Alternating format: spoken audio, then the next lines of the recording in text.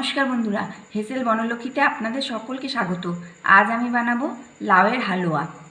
ঘরোয়া উপকরণ দিয়ে এই লাউয়ের হালুয়া বানাবো, কিন্তু এর স্বাদ হবে দুর্দান্ত। তাহলে আসুন রেসিপিটি শুরু করি। আপনারা স্কিপ না করে সম্পূর্ণ ভিডিওটি দেখুন আর এই রকম হালুয়া বানান। একটা লাউয়ের অর্ধেক অংশ আমি নিয়েছি। এই লাউটার এখন আমি হালুয়া বানাবো। আর এখন তো লাউ বাজারে প্রচুর পরিমাণে পাওয়া যায়, লাউ খুব সস্তা। একবার বানিয়ে খেয়ে দেখুন, আশা করি ভালো লাগবে। এইভাবে লাউটা এখন খোসা ছাড়িয়ে নেব। লাউটা খোসা ছাড়ানো হয়ে গেল। এখন লাউটা মোটা মোটা পিস করে কেটে নিচ্ছি। বীজগুলো বাদ দিয়ে ফেলে দেবো। বীজের অংশটা বাদ দিয়ে পুরোটাই ফেলে দেবো। এইভাবে বীজটাকে বার করে পুরো ফেলে দেবো। লাউগুলো ছাড়িয়ে বীজ এবং খোসা ছাড়িয়ে ভালো করে ধুয়ে নিলাম। এখন এটা গ্রেট করে নেব। এইভাবে সমস্ত লাউটা গ্রেট করে নেব। সমস্ত লাউটা গ্রেট করে নিলাম। এখন লাউ থেকে জলটা চিপে ফেলবো, কারণ এতটা জল যদি থাকে তাহলে গ্যাসও অনেকটা নষ্ট হবে আর সময়ও অনেকটা লাগবে। এইভাবে জলটা খানিকটা বার করে নেব।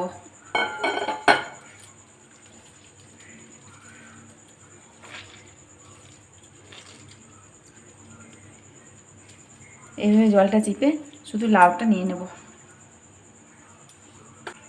এতটা জল লাউ থেকে বাদ গেল। এই জলটা দিলে অনেকটাই গ্যাস নষ্ট হতো, তাই বাদই দিয়ে দিলাম। এখন গ্যাস অন করে কড়াইয়ে দিচ্ছি 1 চামচ গাওয়া ঘি। এটা ঘরের তৈরি ঘি, আমার রেসিপি চ্যানেলে দেওয়া আছে, আপনারা একটু দেখে নেবেন।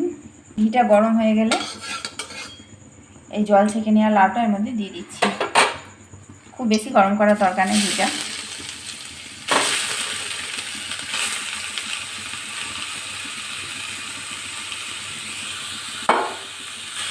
এখন লাউটা একটু ভালো করে ভেজে নেব।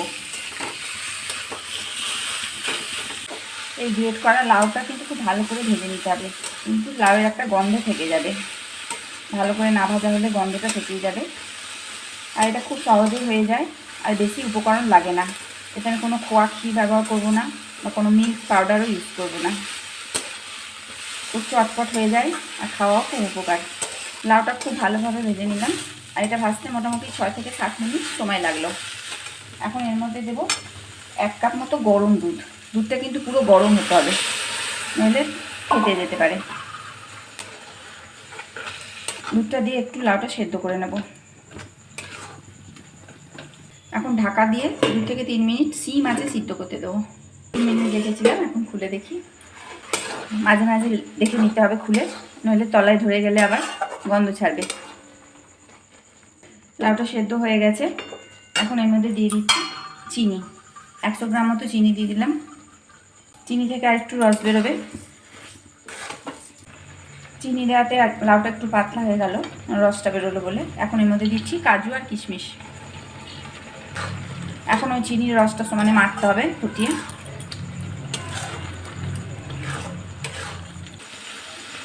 নাড়তে নাড়তেই চিনির রসটা পুরো টেনে গেল, এটা আরেকটু টানবে। আর এখানে আমি দেব দুধের সর। ফ্রিজে রাখা ছিল সরটা, আমি একটু চামচে করে ঘেটে তার মধ্যে দেবো। আপনারা খোয়া ক্ষীরও দিতে পারেন, কিন্তু এই দুধের সর দিয়েও খেতে বেশ ভালো লাগে। তবে যদি সর দিয়ে করেন তবে 2 ঘন্টা আগে ফ্রিজ থেকে বাইরে রাখতে হবে বার করে। সরটা একটু ঘেটে নিলাম। এখানে আমি প্রায় 200 গ্রাম মতো পিওর গায়ের দুধের সর দিচ্ছি। দেশি গরুর দুধের সর খেতে খুব টেস্ট হয়। ঘি করার জন্য তুলে রাখি, কিন্তু লাউয়ের বরফি হলে কিংবা লাউয়ের যদি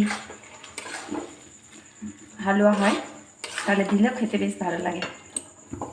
আর এই সর দিয়ে যদি করা হয় তাহলে ঘিটাও কম লাগে, কারণ এতেই অনেকটা ঘি বেরিয়ে যায়, তার জন্য ঘিটাও কম লাগে। আপনারা এইভাবে লাউয়ের হালুয়া করে দেখতে পারেন, খেতে খুব ভালো লাগবে। আর বাড়িতে থাকা জিনিস দিয়েই হয়ে যাবে, কোনো জিনিস কিনে আনার দরকার নাই। দেখুন বন্ধুরা, আমি শর্ট দিয়ে একটু ঘাটার ফলে কেমন ঘি বেরিয়ে আসছে, তার জন্য ঘিটা কম দিলাম। 1 চামচ ঘিতেই হালুয়াটা হয়ে গেল। রেসিপিটা যদি আপনাদের ভালো লাগে তাহলে প্লিজ লাইক, শেয়ার এবং কমেন্ট করুন, আর চ্যানেলটিকে সাবস্ক্রাইব করুন। পাশে থাকা বেল আইকন অবশ্যই প্রেস করুন, যাতে নতুন নতুন ভিডিও আপনাদের মোবাইলে আগে পৌঁছায়। আর এইভাবে লাউয়ের রেসিপি করে খেয়ে দেখুন, লাউয়ের হালুয়া ভালোই লাগবে। দুধের সরটা দিয়ে আমি আরও 2 মিনিট নেড়ে নিলাম, তাতে অনেকটা ঘি বেরিয়ে আসছে। দেখুন সাইড থেকে কেমন ঘি বেরিয়ে আসছে। এখন আমি এর মধ্যে দেবো এলাচ গুঁড়ো, 5-6টা এলাচ গুঁড়ো করে নিলাম, দিয়ে দিচ্ছি। লাউয়ের হালুয়া আমার হয়ে গেল, আমি গ্যাসটা বন্ধ করে দিলাম। আর এইভাবে হালুয়া করে খেয়ে দেখুন, আর কেমন লাগবে তা কমেন্ট করে জানাবেন। সমস্ত ভিডিওটি দেখার জন্য হেসেল বনলক্ষ্মীর তরফ থেকে অসংখ্য ধন্যবাদ।